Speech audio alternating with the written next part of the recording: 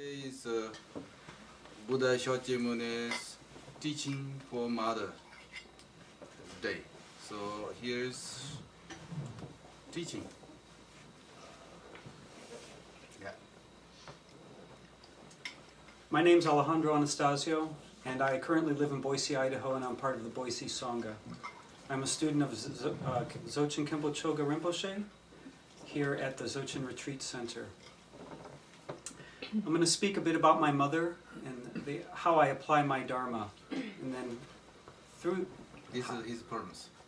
I promise. I'm going to do that.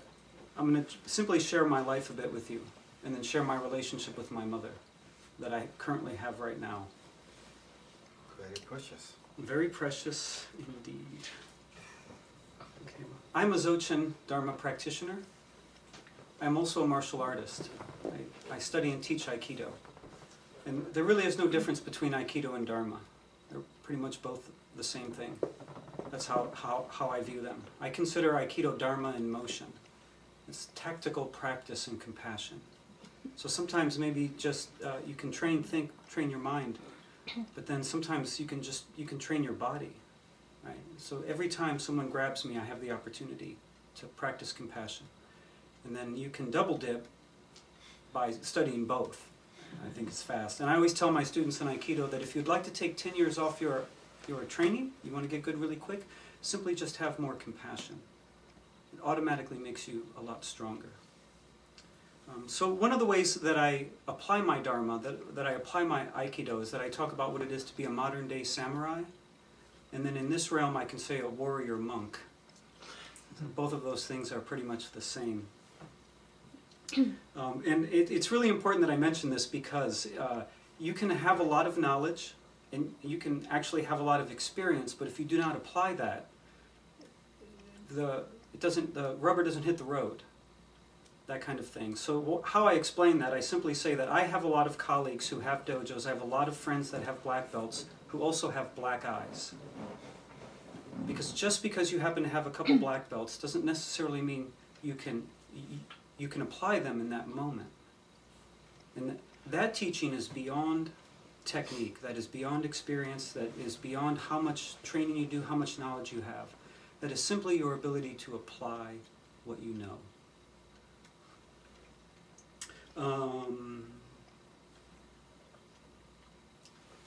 This is called acting. Yeah. It's like training in water. I apologize. That is called martial artist. Okay, and what's also really important to understand about the martial arts and Dharma is that they're interrelated. And it all has to do with this monk named Bodhidharma, who showed up in China at the Shaolin Temple about 1,500 years ago. And in that moment, we understand Bodhidharma as the father of Zen. And a lot of us understand that he's also kind of the creator of the martial arts, but people don't really draw those two things together. The critical relationship between Dharma and the martial arts. That's why I can say that there is no difference between Aikido and Dharma. So the way that I apply my Dharma, the way that I apply my Aikido is living as a modern-day samurai, and it has three aspects. And that is clarity, courage, and compassion. Now clarity is critical, right? Because I need to know that if I want you to be happy, I need to be happy. That's one way I look at it. If I want to end your suffering, I must end my suffering. And truly the only way to do that is to study Dharma. So study Dharma, I can end my suffering, and then I can be the condition of your happiness. There is no other way around it.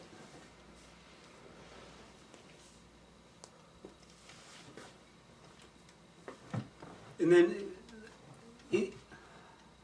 in studying Dharma, okay, I think the most important thing initially to learn is the first of the Four Noble Truths. And that is, that may I realize that my suffering is the result of my negative thinking and negative karma.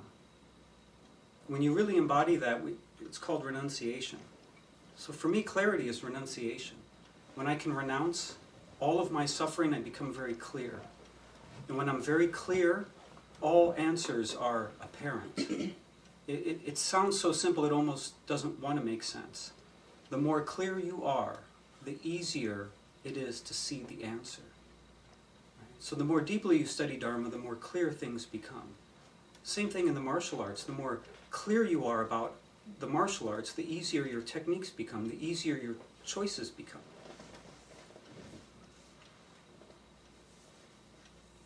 And then it's really important that I'm just clear that I don't have two hands. Right? That's another thing. If I don't want to suffer, I must accept the life that I have right now. I must accept this body. And then when I'm very clear about that, it's much easier to make statements like, I get 50% off all manicures, than to think my life, well, sucks. Right? I mean, this could easily be a condition. Right? But we all understand that the cause of my suffering is my thinking. That never changes. But conditions always change. Right? So this condition can be suffering or it can be happiness. And then that is simply my choice. And then also in making that choice, what it takes is a lot of courage. To live this life this way. Right? And to move forward through all the things that I've had to go through.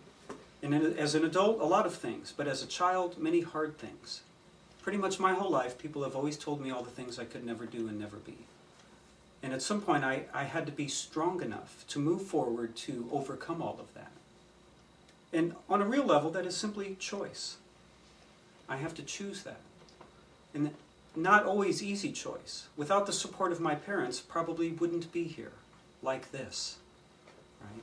Because my parents always supported me. Especially my mother and also my father. Always encouraged me, always helped me, always believed in me. They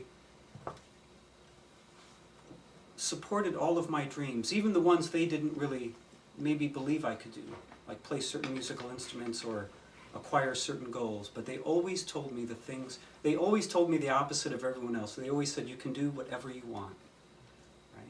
As long as you just believe in yourself. And then it really takes a lot of courage not to blame other people, right? To say, well, it's your fault, right? We understand that in the Dharma. That's the beauty of certain types of courage, having renunciation, right? I could easily blame you for a lot of things, right? Oh, you didn't give me that job because of this, or you, but no, me, right? So it takes courage to move through life in this manner. Also takes courage to look at myself. It certainly takes a lot of courage to take responsibility for the life that we have, for the life that our karma has brought us to. So I constantly say, this is it. Say, everything I've ever done has brought me to this moment, so there's no way I can blame anyone else. I must take responsibility. And then in taking responsibility, it allows me to do a lot more things. And then the last thing is compassion. Now in Aikido, Morihei Ueshiba was a very advanced human. Some people believe that he was enlightened. And then if you saw some of the things he could do, or if you've ever studied Aikido, it's easy to believe. I believe. Because when I look at Aikido, all I see are the Four Noble Truths in motion. The Eightfold Path of the Enlightened is right there. You practice it every day physically. And then Sensei said a great thing. He said that compassion is your shield, right, is your armor. And I tell my students all the time that it frees you from other people's negative energy. Right? When you have a lot of compassion, when you embody compassion, you're not affected by other people. It's really, it's quite amazing. And one of the other great things about compassion, when you embody compassion, that in a very chaotic moment, you can actually relax. Right? So if somebody's coming at me and they're very angry, I realize that they're suffering, and then I can relax. And then deeply in the martial arts, it is believed that the type of person you can never attack is Buddha. Because Buddha has so much compassion, there is no opening. There is no way to attack him. And if you truly have that in a moment of chaos, you can relax, and you have a lot of choices. And then you can choose right choice. It's quite beautiful. Okay, and I share all this with you because right now I take care of my mother. And I've taken care of her on a couple of stints. My dad died a number of years ago, and my mother has never gotten over it. When he died, it was very hard. My mother took a lot of stuff out on me, and I now realize that I simply have forgotten how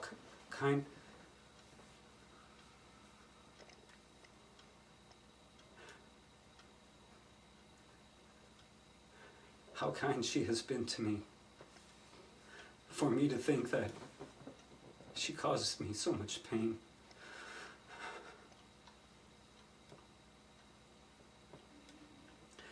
And it's sometimes, because I'm ignorant, it is easy to believe that I don't have enough time to take care of her and do all the things that I do. Right? Because on some level I do have a quality of selfishness. And it's hard enough to take care of my own life and my school and all my students, and then, you know, my mother too. Right? So I'm just at times quite ignorant about all that. Right? And then, you know, my sensei, I told my sensei once that for him I would walk to the moon. And certainly for Kempo, I would leave right now and walk to the moon and never look back. You know, but for my mother, I would walk to the center of the sun and come all the way back to help her. Right? And to say that I would cut off, well, this hand, you know, to help her, sometimes falls short of my lack of patience with her. And how I project my expectations on her. And why? Well, it has a quality of selfishness, because I want her to see what I do for her, right? Because at some level, I cannot give freely at times. But when you were a child, you never said to her, you don't know how to say. I do not. And 1 year old, you didn't say, Mother, thank you. no, I will see her tomorrow. Good. I will tell her thank you. So it's really important, right, to understand like a clarity and compassion and courage with your mother, with family. Okay, because in the realm of samurai and in the realm of dharma, mother is most important human. Right? And I would give anything to take care of my mother. You know, and it's so important as a samurai that we respect our parents. Right? And I say samurai also means simply just monk. Does no difference. Right? That we support our parents and that we take care of them. Right? And then best that I can, I teach my mother Dharma, constantly offer help. Sometimes not as peacefully as I would like, but many things I can do. I still have many things to work on. You know, so I offer that to you. You see who I am. Maybe it can help you along too. And you know, I dedicate this to the happiness of all mothers, not just my own, to generate the bodhicitta, right? To keep going beyond anything. Mother is most important human in the world. Thank you.